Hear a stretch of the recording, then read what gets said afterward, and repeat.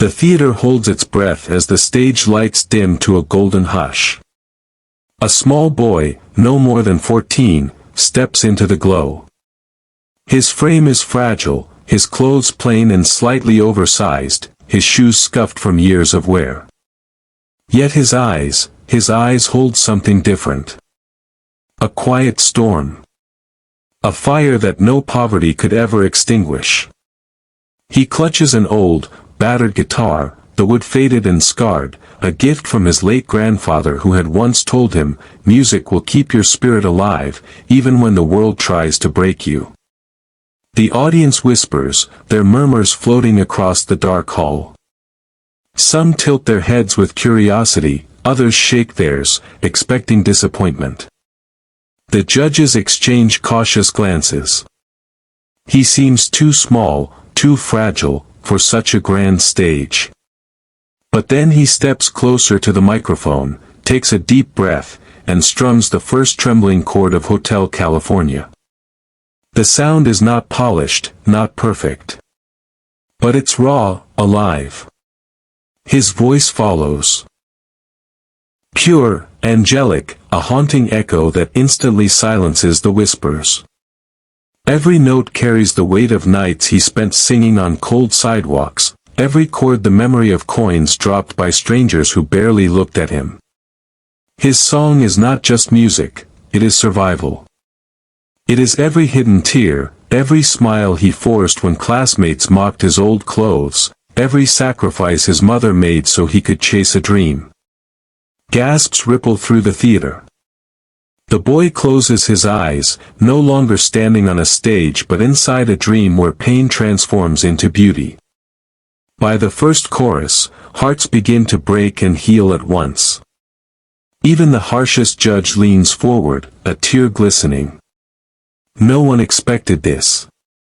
In that fragile moment, the poor boy becomes more than a contestant. He becomes a voice the world didn't know it needed. As the song flows deeper, the spotlight seems to reveal more than a boy with a guitar, it reveals the truth of a life built on sacrifice. Each lyric feels like a thread woven from memories of struggle. The boy remembers the night he almost gave up, sitting in the corner of a dimly lit room, his guitar across his lap, tears blurring the strings. His mother had found him there, broken and tired. She knelt beside him, her own body weary from double shifts, her hands rough and trembling.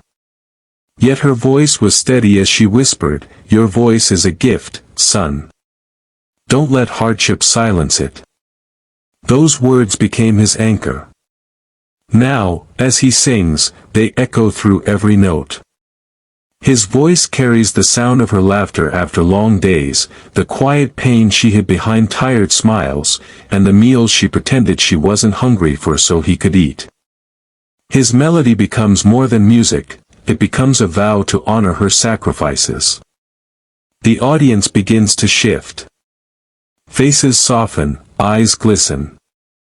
Strangers who walked in expecting entertainment suddenly feel their own stories reflected back at them. They think of their parents, their own hardships, their own moments when someone believed in them. His voice cracks slightly, but it's not weakness. It's power. The kind of power that comes only from living truth. The theater seems smaller, more intimate, as though everyone is sitting together in that dimly lit room from his past, listening to a mother's love carry a boy through the impossible. By the time he reaches the chorus again, people are already standing, clapping through their tears, unable to hold back. They're not applauding a performance. They're applauding resilience. They're applauding love. Then, the unexpected happens. In the middle of his soaring performance, just as the audience is completely swept away, a sharp snap breaks the spell. One of the guitar strings snaps loose, curling like a wounded snake. The sound echoes in the hushed theater. Gasps ripple through the crowd.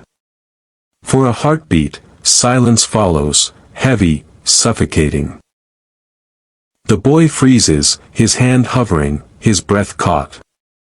Doubt floods his eyes, the same doubt that has haunted him all his life, the voice that whispered he wasn't good enough, the stares that told him he didn't belong. The judges exchange quick glances, fearing the moment is ruined. A few in the audience lower their heads, hearts breaking for him. Yet in that fragile space between failure and triumph, something shifts. The boy straightens his back, slowly lowers the broken guitar, and lifts his chin. His chest rises with courage he didn't know he had. He doesn't walk off. He doesn't cry. Instead, he closes his eyes and begins to sing, raw, unaccompanied, just his voice against the silence. And suddenly, the silence isn't empty. His voice fills it with purity, piercing the hall like sunlight breaking through clouds. Stronger, freer, untouched by instruments. The judges lean forward, their mouths parting in disbelief. The audience, stunned, begins to hum along softly. A wave of support rises, strangers uniting as if to carry him higher. His voice swells, trembling but unbroken, echoing with years of hidden strength. It's no longer just a performance, it's survival. It's the sound of refusing to surrender. When the final verse fades, the entire theater is on its feet. The broken string has not ended his moment, it has made it unforgettable. For in losing his instrument, he found his soul. The theater hangs in silence after his final note. Every soul in the room feels as if they've been part of something larger than a performance, something sacred. Then, with trembling hands, one of the judges leans forward, eyes shining with tears. Suddenly, their hand slams down on the golden buzzer. The sound erupts like thunder, and a shower of golden confetti explodes from above, cascading like stardust. The crowd roars, their cheers a tidal wave of love. The boy gasps, stumbling backward, his hands flying to his mouth. His chest heaves as disbelief floods his face.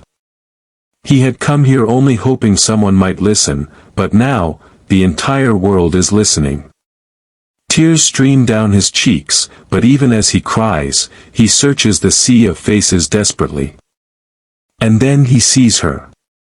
His mother. Standing in the crowd, pressed between strangers, yet glowing as if she were the only one there. Her hands cover her face, her shoulders trembling as sobs shake through her.